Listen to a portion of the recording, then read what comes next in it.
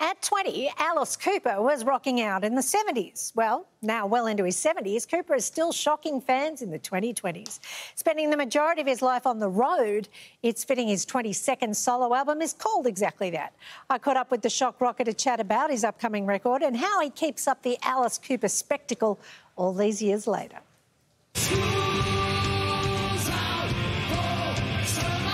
Our songs are like a soundtrack for somebody's life. They remember what car they were driving when 18 came out. And they remember what girl they were going out with when Poison came out. Same thing with me with the Stones or the Beatles.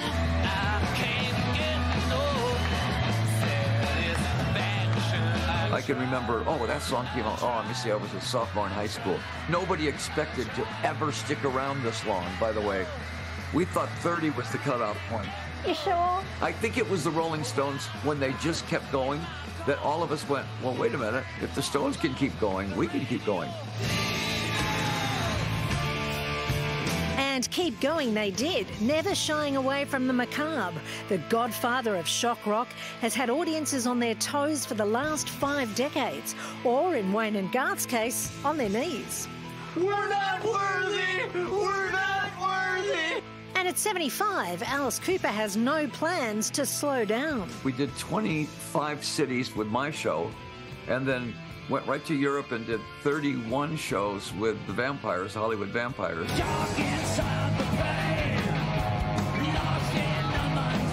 You mentioned the Vampires, Joe Perry and Johnny Depp. What is the response like when you guys come on stage?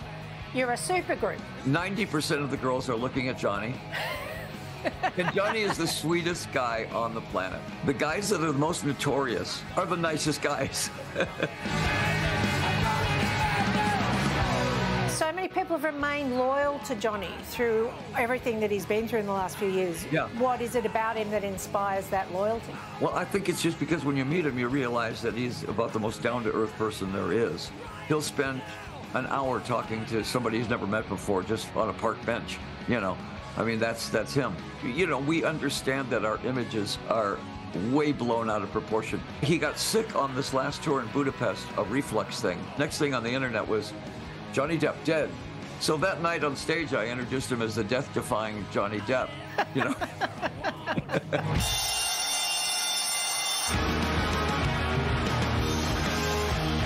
If Alice Cooper isn't touring the world, fans will find him singing about it. The classic rocker's latest album, Road, is full of 70s swagger and his signature nightmarish lyrics. You know, half of my life is on the road since 1965. I've embraced it now, and it's like an art. But I told my touring band, they're so good, I said, I want to feature you guys. So let's write 12, 13 songs about the road. And then I want you guys to play them live in the studio. I don't want to do any layering. I want it to be the band playing live these songs, new songs. It takes more than a master, make more than a thrill. To complete that task, it takes a special skill. When you're writing the album like that and coming up with it, are you already thinking in your mind how you'll do them on stage, how they'll play out on stage? Yeah, certain songs are almost naturals. You'll do the song and you'll listen to the album and you go, okay, that's the stage song. I'm Alice, that'll be the opening song. It has to be. You know, White Line Frankenstein will come somewhere in the middle. But then we have, you know, all those other songs. We got 18 and Poison and School's Out. All those songs have got to be in the show. So the hardest part about a show for me is the playlist. Yeah, and narrowing it down, right? Yeah, there's 30 albums to go to. I gotta pick the right songs.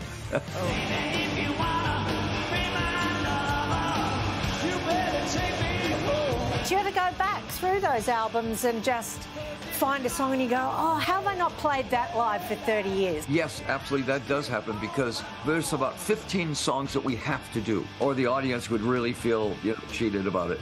And then on top of it, you've got the theatrical songs that have to be done, the guillotine song and all this stuff. So it gives you maybe 1 or 2 songs to play with. So every once in a while, we'll find a song that nobody's expecting.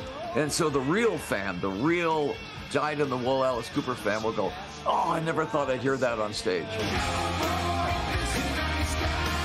From the wall of sound to auto-tune, musicians have been the first to embrace new technology. But when it comes to the rise of AI, Alice draws the line.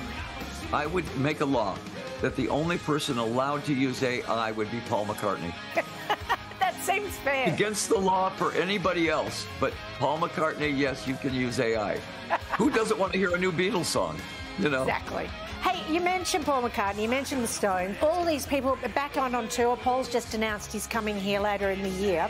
Is there a secret meeting that you all go to and you're drinking some magic potion or taking some magic pill? What is your secret? All of you guys, you've just still got it. You know, I think it's stress kills more than anything else. I had never smoked cigarettes. I quit drinking 40 years ago. And I have more energy on stage than anybody up there.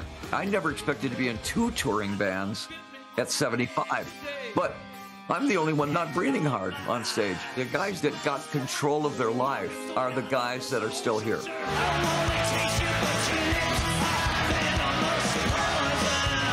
The last time we saw you perform live here in Australia was at Firefight. Yes. It was a charity performance for all the people that have been through so much terrible stuff with our fires. You killed. Like, you were absolutely amazing that day. It was Olivia Newton-John's final live performance with John Farnham, with those people. Have you got fond memories of that day? Yeah, it really was something. I mean, you know, and it was pre-COVID. We didn't realize that that show was going to be our last show for 18 months. Everybody get it to me now.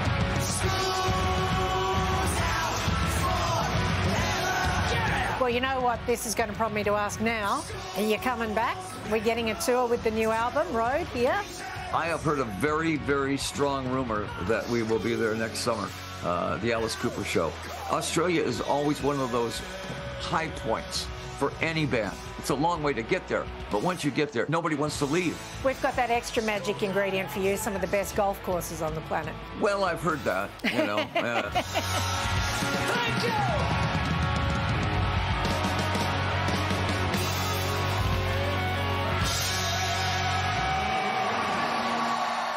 Good. So the secret to a long life of rock and roll is no stress. Done. How do you do that? I don't know. That new album, Road, his new album, Road, is awesome.